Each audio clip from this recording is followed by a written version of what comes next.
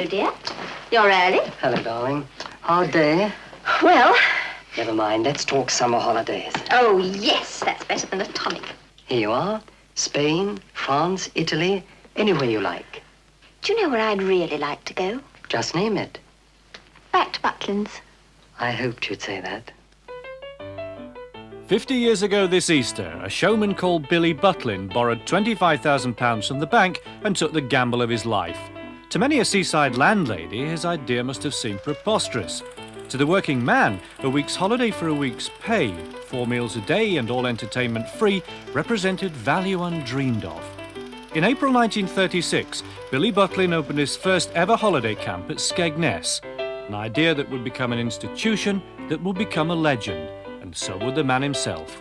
And I only ever saw him once, and he came down to Clacton when I was there to sort of do his annual inspection or whatever it was, and he just sort of marched around the camp with all these guys walking behind him, you know, and we're all terrified. But he actually walked through the dining hall, you know, just marched straight through it very quickly, you know. It was like sort of like a prisoner of war camp, really, wasn't it, you know. The commandant is here, you know. And he walked around looking at everything, and I was standing by the door as he came out, and he stopped as he got to the door and turned to one of his aides and said, "On table 17, there's a sauce bottle, and the label is torn." And just walked on, and I thought, wow, that's really something. Cut. Right, everybody, that's it. Got a word for the Daily Globe, Tony? Oh, hello, Peter, of course. Another success in the can, Tony? What plans now? Holiday plans. Bermuda? Tahiti? No, it's back to Butlins for me. Butlins? That really is news. He really was a stickler for detail, and he was quite ruthless, sometimes in the earlier years anyway, when the business was being built up, on his treatment of people. I mean, if they made a mistake or did things wrong or something like that, I mean, you know, he was quite ruthless.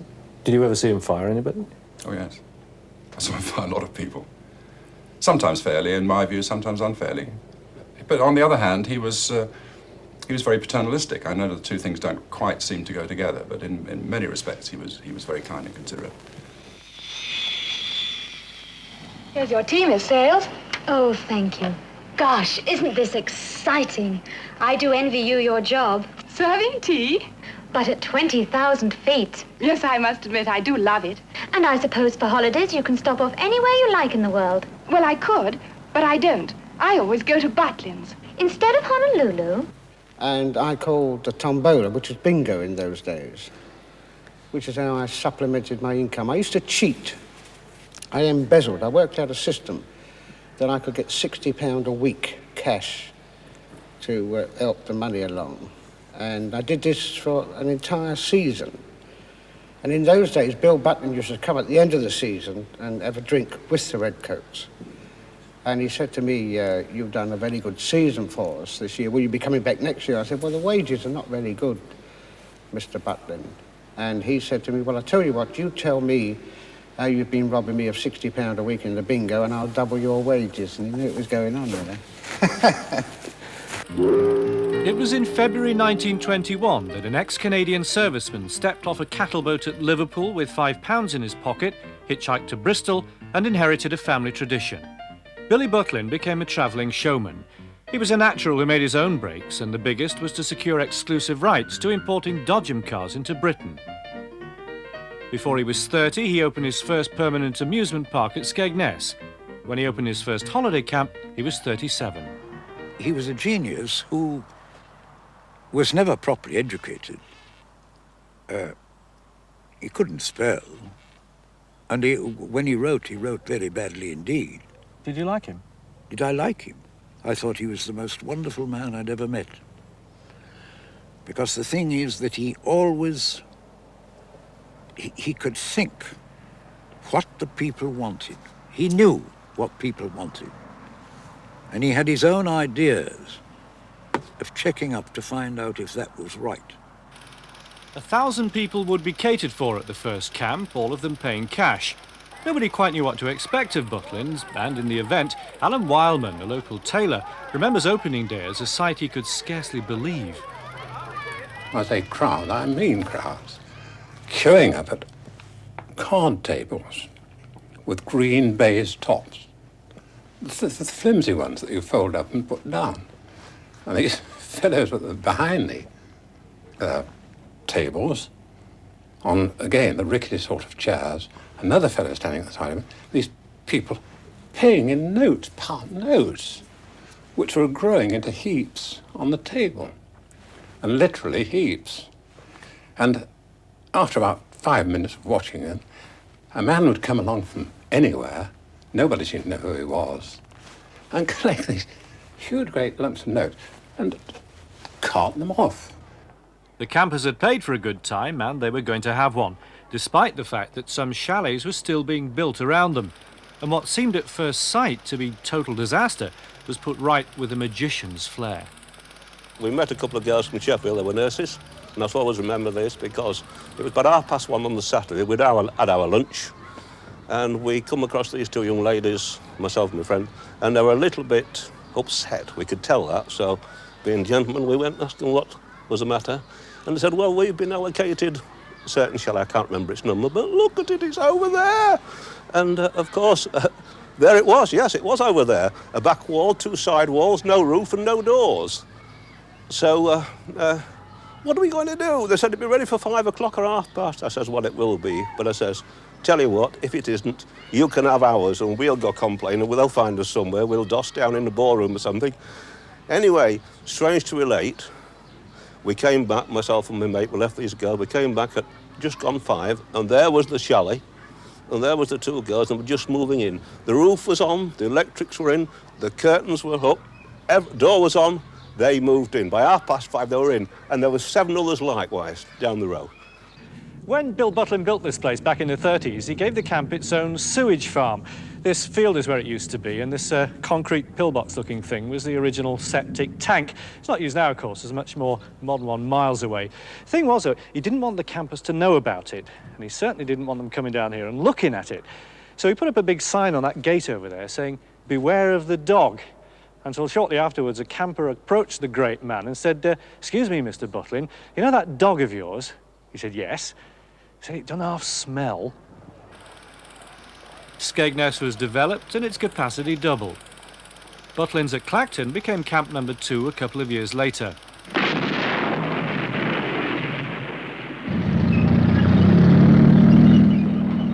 But as Billy Butlin's empire was growing, so was Adolf Hitler's. War broke out and Butlins at Clacton became an internment camp for Germans living in Britain. Skegness, meanwhile, became a naval base, HMS Royal Arthur. George Melly was just one of thousands who were sent there, unaware of what the camp had been in peacetime and unprepared for what he found. We had to go and pick up our irons, knives, forks and spoons, at the annex to one of the dining halls, which before the war had clearly been a sort of faked-out village pub, because there was a facade of a pub called Ye Olde Pig and Whistle with a sign hanging down, and a wren handing you your knives and forks and things through the mullioned window. And in the middle of this room, growing from the floorboards up to the ceiling, was a huge fake plaster of Paris tree with the branches vanishing into a ceiling which was painted to resemble clouds, you know. So I was very keen on the surrealist movement, and I thought that they'd somehow taken over the Navy. And then we went into the dining hall, which was sort of Art Deco, which I thought was very nice. And then we had to have all our tests, you know, the medical checkups and so on. And as I recall, the sort of drop your trousers cough test took place in a room which was called the Pirates' Cave. What is this? You know, there were papier-mâché skeletons embedded in rocks, and this sort of doctor and a troop of shivering sailors marching past him. George Melly was also sent to HMS Glendower, Butlins at Pathe. But I had a lot of funny experiences there. They had mounted a Bofors gun on the cliff top. It's rather more dramatic, the Pathe camp, than the Skeggy one. And there was this Geordie petty officer who showed us how to shoot this gun. And he gave us a lecture about how effective the gun was, you know. It was a really effective gun. And then he said, for instance, you see that seagull? Well, there was this poor seagull. He didn't call it a seagull, actually he called it a shite hawk, which was a naval slang for one. You see that shite hawk over there? Yes, we all said, no shite hawk, one feather drifting down towards the North Wales grey-green sea. A man we seem to have seen before somewhere looks down from a balcony in Whitehall.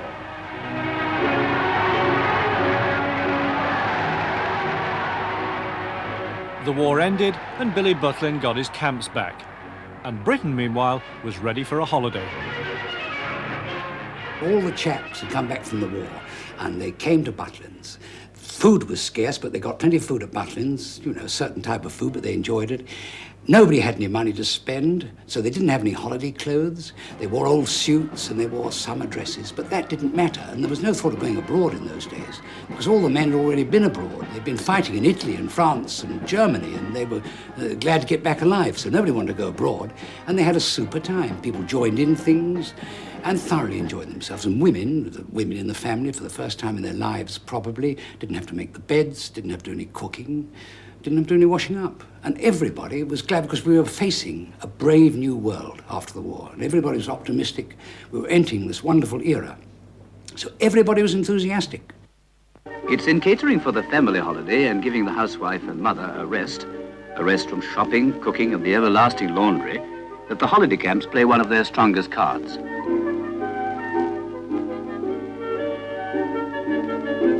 Imagine being able to dance, knowing that if your baby starts fretting for you, a dulcet voice over the loudspeaker will broadcast a minor SOS for you. In 1948, 1 in every 20 holidaymakers went to these camps, and another 200,000 failed to get in. The first week we came here, the sunshine was blazing hot. It must have been in the 80s or more. And I was foolish enough to strip down to the waist and enjoy this sun, unfortunately. 2 days after, the skin on my back was like a load of loose stripe, and I couldn't sleep for 2 nights. You remember that, yes, because you caught something similar, yeah, didn't you? well, we had it on our knees and our legs. It was really hot. It doesn't suit everybody, of course, this being called to rise and shine, this being tempted into physical jerks, this touch of the route march about hiking. You may shake your head over these mass-produced holidays, this flavour of regimentation, but it takes all sorts to make a world. There was also a fancy dress on for everybody. Well, I borrowed a fancy dress from Butlins. I went as a Dutch girl, and my friend went as Cinderella. And we danced together till up come 2 cowboys. And, of course, separated us, and we danced with these cowboys all night. And I was jealous about that. Hey, and we thought, oh, you know, fancy getting 2 men and we married. But however, terrible. They had to put in an appearance, and of course the cowboys had to disappear. And so they did. I suppose so.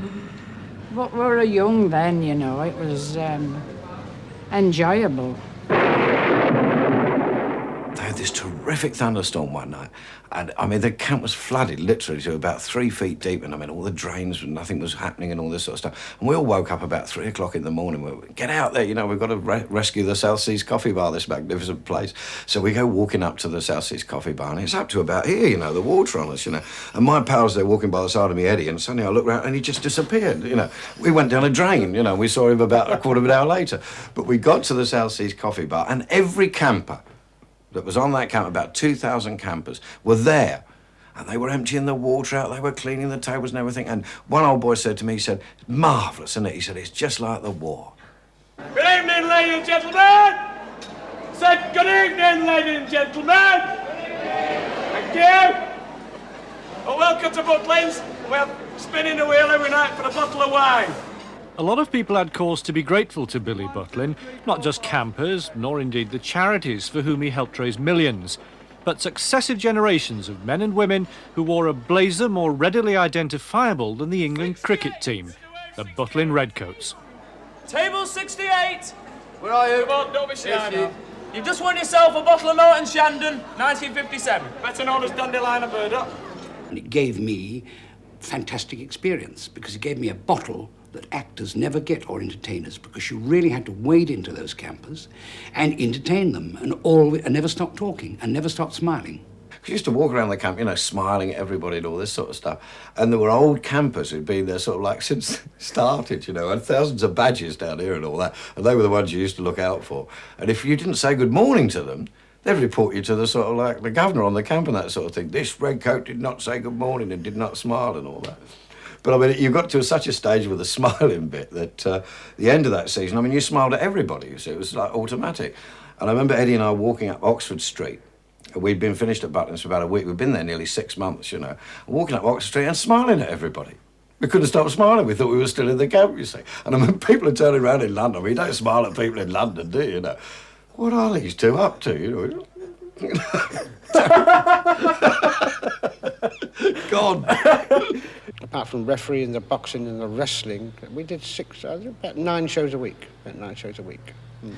You never had to take on campers, did you, as a wrestler or a boxer yourself? Yes, I did. What happened, me being a little man, I mean, these great, vast men used to come to and think, well, this man's going to teach us to take care of themselves. And we used to work from a boxing ring with a heavy mat on. And I had some hairy times with them, and I thought, well, this won't do. So I broke one's shoulder one day. I thought I'd got to put it... And Bill Butlin said there's no more jiu-jitsu on the camp. But I purposely broke the man's shoulder to put a stop to it before I got hurt. I hope he's going to watch this. He'll be after me, won't he?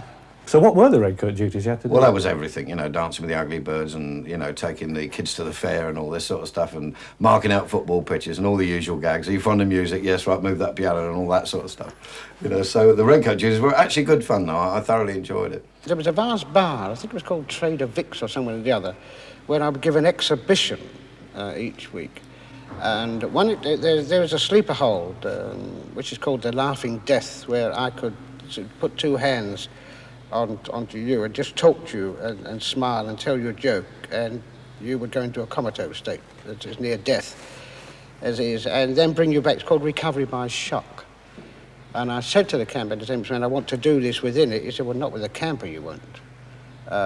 So he said, but Wilf Curtis, who's the vicar, he said, would you? And Wilf said, yes, I'll do it. And I used to send him to heaven once a week. I'd put him down and he would quietly die, and I'd bring him back. We all wanted to... most of the redcoats wanted to be sort of performers of some sort or another. And, but we had some redcoats who really weren't redcoats at all, you see.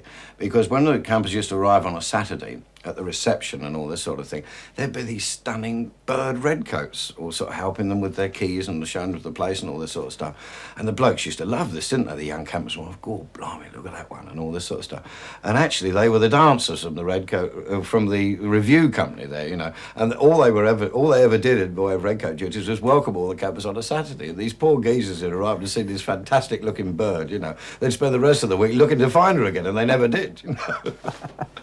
How to eat spaghetti gracefully. However, on this occasion, all that is being thrown to the winds in the cause of speed, for this is a spaghetti eating race. The location is a holiday camp at Clacton, and what the competitors may lack in experience, they make up for in enthusiasm. They're under starters' orders, and they're off. You made your own fun, and if there's one cross Butlins has had to bear in its 50 years, it is that campers were forced to take part in communal jollity. Tosh. Most of them couldn't wait to get stuck in. Hey, by gum, we give you some clog. Hey, we have such fun when we give you some clog.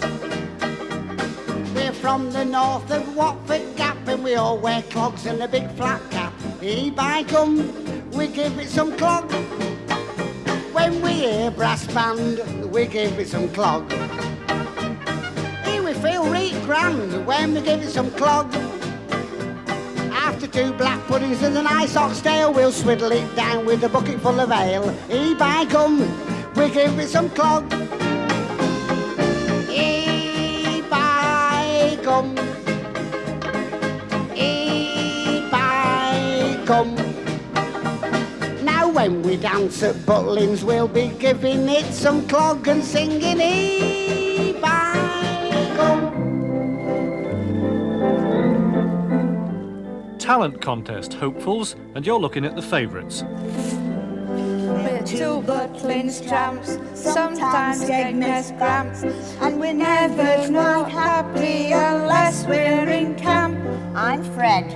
I'm Joe, and sometimes we're low. Those bingo balls can be such cads. We'll swank in the pool rooms and dance in the ballrooms and watch Butlins value pack shows. 'Cause we're two Butlins contented beaux. Oh yeah.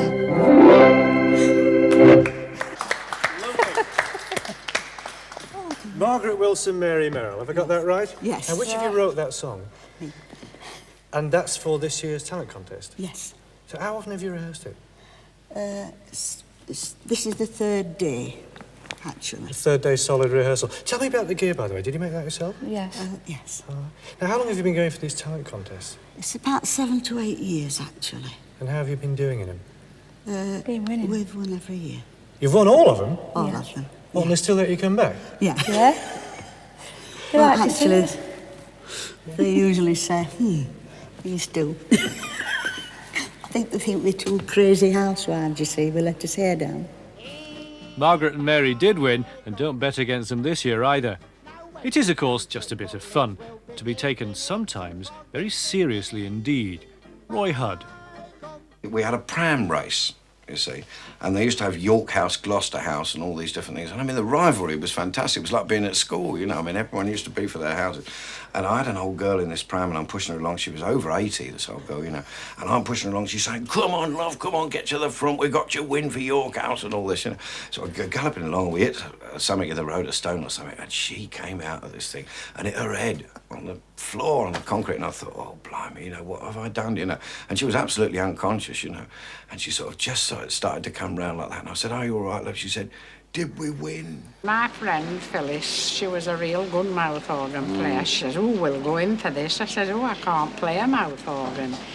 "Oh," she said, "I'll show you, I'll teach you how to play." Well, we'd to go on the stage and play in front of all the audiences, you know, and she just learnt me to play one tune. And I think we won a bit of something for having, you know, for going up on the stage. Oh, yes, Johnny do. Because there wasn't many entries. Consolation prizes. What did you win? I think it was a box of talcum powder, something like that. Do you remember what you played? Yes. Yes, I remember the tune that she taught me to play. Can you still do it? I think I can. Wait a minute.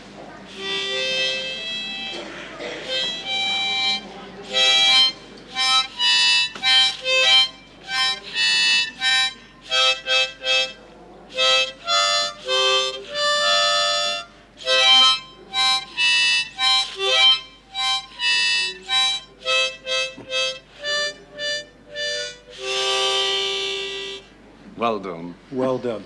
And that's worth more than a box of talcum powder, isn't it? That's it. Oh, well, that was the tune, and she And it could was play. nice all over then. Well, of course, we did a tremendous lot of national competitions.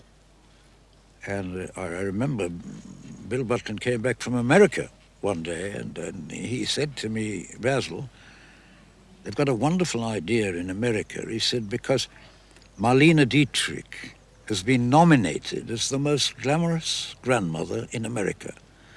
And he said, "I can see a national competition to find the most glamorous grandmother in Great Britain." And to the best of my knowledge and belief, that's still running. Good evening, what's your name? Frances Maloney. And how many grandchildren have you got? I've got 4. Indeed, the competition is still running, and for 25 years, Frances Maloney has been trying to win it. And in that time, she's seen it all. Oh, yes, I could write a book, but I think one that sticks out in my mind was a certain young lady, and it was the first time she'd never entered before, but she put her name down because her daughter was pregnant. Well, come the time of the pregnancy, it didn't work out like that. The daughter hadn't produced the goods.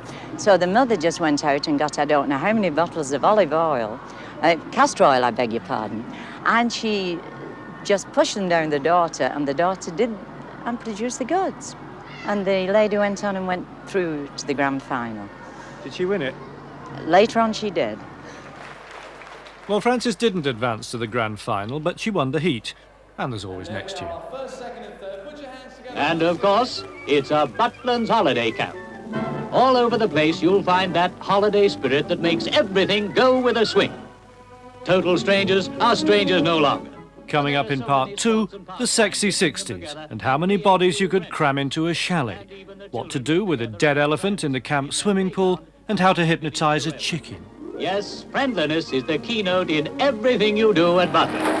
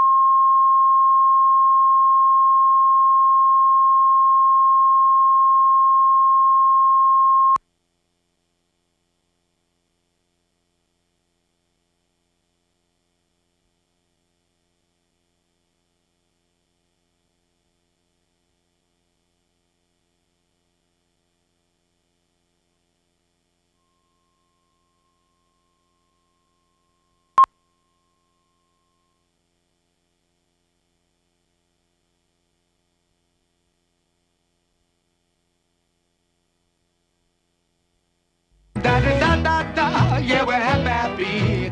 Da da da. A young man starting his holiday with mixed feelings. He wants to make new friends, but doesn't find it easy. But here, he's off to a good start. You'd think this would bowl over a shy man, but she's so helpful that he's soon at his ease. And when he sees his holiday home with hot and cold running water and a comfortable bed, he really feels at home. And it's the same wherever he goes. In the late 50s and early 60s, Butlins attempted to broaden their appeal. As well as families, they started to pitch their ads at youngsters on their own. They wanted the boy next door. They got Bob Chalk. As small as the chalets were, and they were small, you wouldn't believe the numbers of bodies that we had in that chalet. I don't know how people, looking back in retrospect, I don't know how we knew who the hell we went in. Well, we never ended up with who we went in with, but I don't know how we knew what we was doing, because every light was out and there was probably 6 or 8 people to a bed, and in between the 2 beds there was people piled up there, so it was crazy. You're making this up. You're joking. You're joking. It was absolutely crazy, and it was all and it was good fun. Yes, I think we were facing competition from the growth of the package tour businesses in the early 60s. Then we were, I suppose, fighting for business, and we were attracting an awful lot of unattached teenagers. And whilst we talk about the behaviour of some of the youth today and the football hooliganism and so on, it was very prevalent in those days as well. And the damage that we had to clear up on a Saturday when the guests were departing and before the new guests arrived was absolutely fantastic. And it did us an awful lot of damage. Of course, it drove a lot of nice families away.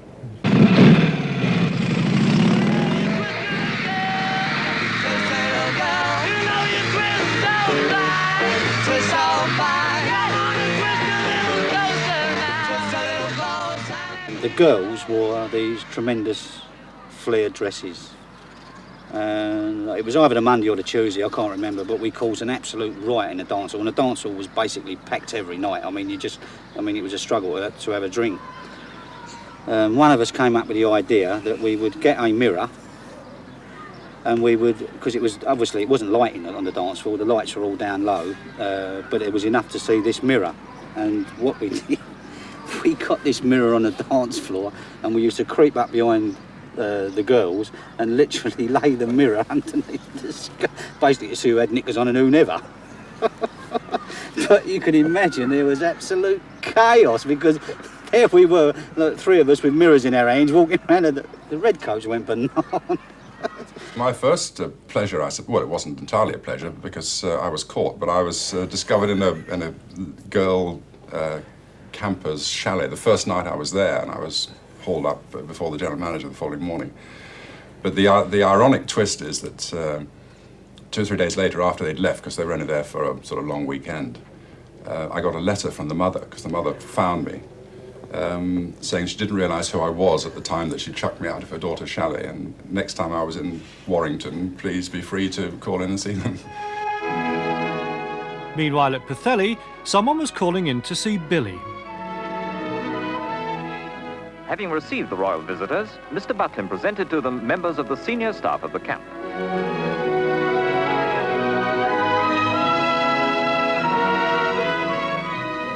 Leaving the main buildings, Mr. Butlin conducted the royal visitors on a tour of the camp, the moment which had been looked forward to so much by all the holiday campers. Her Majesty was obviously very happy to see so many of her subjects in holiday mood. Both the distinguished guests were keenly interested in all they saw. Of course, to the Duke, Pathe was no new experience. He did part of his training at Pathe Holiday Camp during the war, when it was known as HMS... The Queen's visit to Pathe was, of course, a tremendous publicity coup for Billy Butlin, and it passed without a hitch. The visit of Gertrude the elephant passed into folklore. She drowned in the Skegness swimming pool one terrible dawn in the summer of '62, having lumbered unstoppably to the deep end and rolled over to her doom. As her handler Steve watched helplessly, so too did trainee hotel manager at the time, Terry Rainsford. Just after that, within 30 minutes, all hell broke loose. Because it's not very often you wake up at a holiday camp and find an elephant floating in the swimming pool. So they arranged tarpaulins around the pool and security guards on the roof of any building near there, because they were obviously, we didn't want too much press coverage. They then sent for a crane. They situated the crane near the diving boards, but they needed a volunteer to dive into the pool to shackle the elephant's legs, because by now it was getting heavier and heavier. A lifeguard redcoat volunteered, and they paid him £5 for the honour of going into the pool, which by now was a dark brown colour, to attach the shackles to its feet. He did that. When they tried to lift the elephant out, the crane collapsed. So they had to have a dramatic rethink, and they chocked and jacked the crane up, and they finally managed to get the elephant out of the pool, and then they dropped it onto the back of a lorry. All the time Steve was sobbing his heart out, watching every move. They then put the elephant on a lorry, and it was destined then for an abattoir in Boston, in Lincolnshire. And the final word from Steve was that he would claim one of its feet as a hat stand. Among people coming away from the palace after the investiture was holiday camp king Billy Butlin. Upon him, the Queen had conferred a knighthood. And there to congratulate him was his son Bobby, agreeing with everybody that his father well deserved the honour. As the Queen made Butlin a knight, so he turned others into stars. Performers such as Charlie Drake, who learnt much of their craft on a Butlin stage, as well as having to cope with a peculiar problem. They had, on the side of the green there, a big board with flashing lights on it, and you'd be in the middle of a joke, and you had a beep, beep, beep, beep, and a baby crying in chalet number 58, always on the tagline, and a woman would get up from the middle and make her way out there, yeah. Which was, they were great times. Can you remember a joke that you used to tell when that sort of thing used to happen? I'm probably still telling it. I used to work a lot of one-liners, which the campers, you know, like these. It would always happen on, say, an elephant escaped from a circus, and he got in an old lady's back garden. She'd never seen an elephant before in her life, so she phoned the police and said, "Help, help." She said, "There's a strange animal in my garden, and he's pulling up my cabbages with his tail." And the policeman said, "What's he doing with them?" And you get beep, beep, baby crying in chalet number 28. And by the time, and the woman said, "You wouldn't believe me if I told you," and it used to die, you see, because they'd forgotten the front. Invariably at that time it would happen, yeah. There was Roy Hudd, the man who couldn't stop smiling. until one day he did. We had to do shows in here. We used to do a midnight cabaret. And, I mean, this was 6 days a week. So at the end of that 6 days, believe me, you'd had enough, you know. In fact, I got sort of so bad with this sort of terrific pressure, which it was, they put me in a darkened room for 3 days, you know, in this sort of like the station health centre, you know. It was the only way I could recover, you know. And switched all the lights out and just let me go sort of get together again. Mind you, I came out at the end of 3 days beaming and bouncing and at it once again. Ted Rogers became a star too, but like the rest, he grafted for it. On first spot, which meant tough as hell, you know, just about got through. But I always remember the opening there. I think Wally Goodman, who was the Butlins boss in those days, wrote the opening song. Welcome to you, how do you do? Happiness and gaiety are coming to you. Oceans of fun for everyone.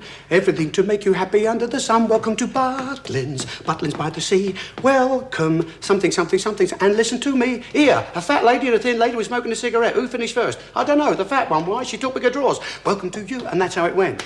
Never leaves you, stuff like that, you know. And that used to get a big laugh as well. Nor was it just on the stage you had to be on your toes. Jimmy Perry, even as a serving redcoat, cherished a dream of becoming a serious actor. One little thing, they used to worry the campers. They always used to come up to me and say, why do you talk posh? None of the other redcoats talk posh. I say, actually, I'm not. I'm a student at the Royal Academy of Dramatic Art. And he said, you could get a better job than this, couldn't you? We used to start at, have to be on duty for early breakfast, you know, which was sort of about 7 o'clock in the morning. And that was always fun because, I mean, I always felt terrible in the mornings, even then when I was a young man, you know. And we had a camp comic there, you know, just like Paul Shane in Heidi High. And always he started doing this and it used to get a laugh and he thought this was terrific. I used to get down there for early breakfast and he used to pick me up. I was very thin and weedy, and he used to hang me on a hook in the dining hall at 7 o'clock in the morning, you know, and all the campers used to come in and laugh at this. I mean, they thought it was great, and I hated it, you know. And people still write to me now and say, I remember that day when he hung you on the hook, you know, but he used to do it every morning. I've been getting these terrible headaches. Awful. Showtime at Skegness. He said, I get them myself. Doctor? He said, what I do is my wife has got a big chest, and I rub my head across her chest. And the headaches just vanish. He said, you want to try that, Mick? I went back 2 weeks later. He said, how you feeling? I said, great. I said, I've gone completely. I said, haven't you got a nice house as well? Nice house Mickey Zaney's got here too, a packed one, as it is most nights of the week. Butlins is still a good training ground, though not quite the goldmine of talent it used to be. But even if you didn't become a household name, it didn't stop you feeling like one. That was probably the greatest time of my life, the first season, without a doubt. I mean, to come away and to put a red brazier on, suddenly you were in show business. And you really were in show business. The guests treated you like a star. And you were in shows, you were in the theatre, the smell of the grease paint, the roar of the crowd. And once again, the unlimited supplies of girls and drink. Why did you become a redcoat? I was the original life and soul of the party type, you know, and I wanted to get into show. You should get into show business, you should be a comedian. And that was, of course, and still is, the great way to do it. So it was a classic entry of wanting to be in show business, and so I became a redcoat. Can you remember your material from those times? Oh, yes. I was actually, in the first redcoat show I did, I achieved some dubious distinction in that my first act consisted of some jokes, and I finished the act with impressions of people playing golf. And I did Tommy Cooper, Tom Jones and Ronnie Corbett, and managed to make them all look the same. Quite an achievement, I thought. But then there were the speciality acts that not even a Butlins redcoat could handle. A Rhode Island redcoat, perhaps. First of all, I used to have a chicken, and it just so happens that we've got a chicken here.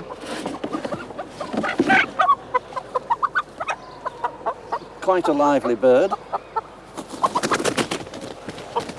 Not doped or anything like that. And I used to come on the stage with this lively chicken.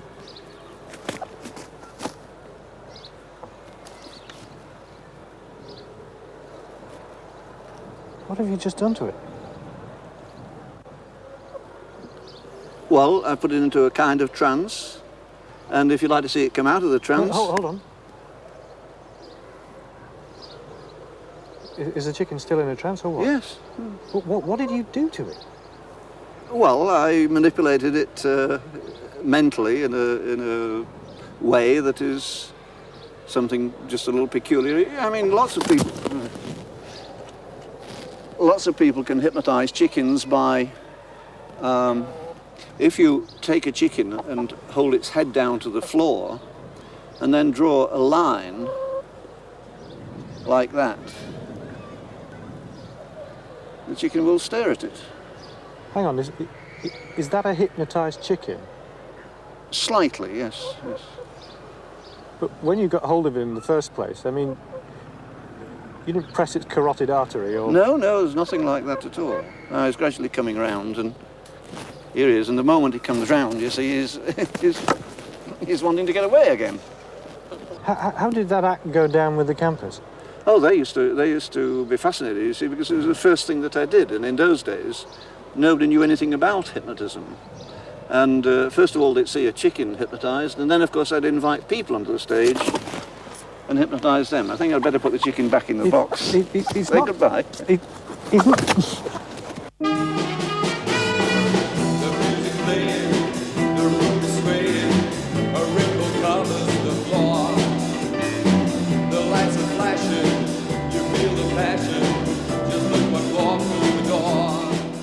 Through the 60s and into the 70s, as television took a firmer grip on the scruff of the nation's sensibilities, so it was no longer enough for a hopeful redcoat to try and hold an expectant audience with a song and a dance.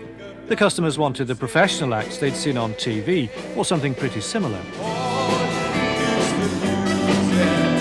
Just let the beat say hello. So here at Skegness, 6 nights a week, be it in the theatre, the bars or the late-night cabaret, a professional company of comics, singers, balancing acts and dancers put their best feet forward.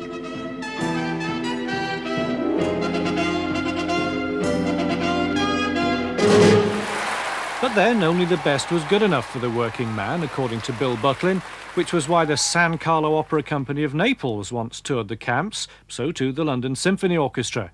And if anyone suffered a culture shock, it was the management.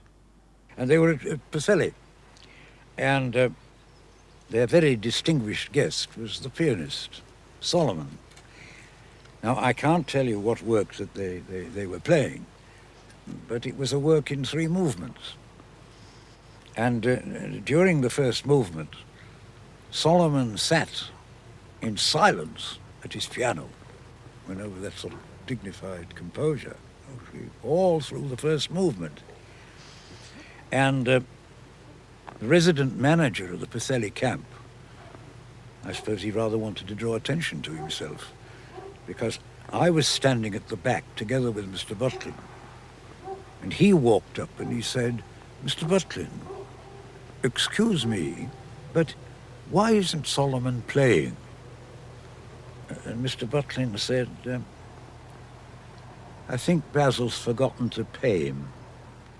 In real money, you had to suppose, and not these mock banknotes from which Billy Butlin beamed at you like some South American general. He was everywhere. Newsreel cameras turn as out come the 2 captains, Peter May for England and Surrey, and Billy Butlin for all those who like a jolly good holiday. Just listen to that applause. His influence was everywhere too, and his word was law.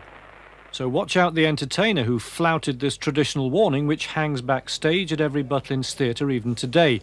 And there was a lot else you couldn't tell jokes about. I kept away from holiday camp gags.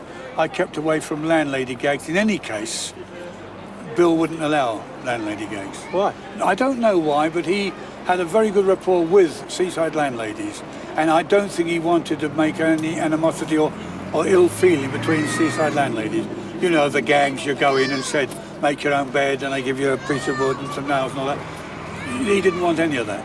I mean, I got told off once when I came onto the camp, and I said about when I arrived, and I came through the main gate, and I went and had my passport stamped and changed the money, and, oh no, that wasn't, you know. The food, no, again, you see, you couldn't do that, because if you didn't like it, and I always got the wing of the chicken, you know. I don't think there was a breast anywhere in the whole plate. It was always the wing, and I could never find my way into that. But you couldn't, because you've got to be pro the company. You see, you've got to sell the company, sell yourself, and make sure the whole thing is good for you. Welcome along to the meeting which sees us finishing our 6th week of the season. But some things have changed at Butlins, and no one notices more than an old redcoat. They were doing something out in the open, on television. I'm not sure whether it was live, I think it was. And the Redcoat had to get up and do something with the audience. And he said, and he was working and getting them going. They were laughing. And then suddenly he said, "Oh, shut your gob." And that hit me. Oh, gosh. That, you know, Billy Butlin, you'd have been out for that. We don't mind cheeky jokes, but no rude ones. Those boys over there, big grins on your face. A midweek morning at Butlin's Bognor. Traditional entertainment for children. Right See who then. we've got. Tell them what your name is. Gary. Right, this is Gary. With microphone. Why can't you play cards in the jungle? I don't know. Why can't you play cards in the jungle? There's too many cheaters.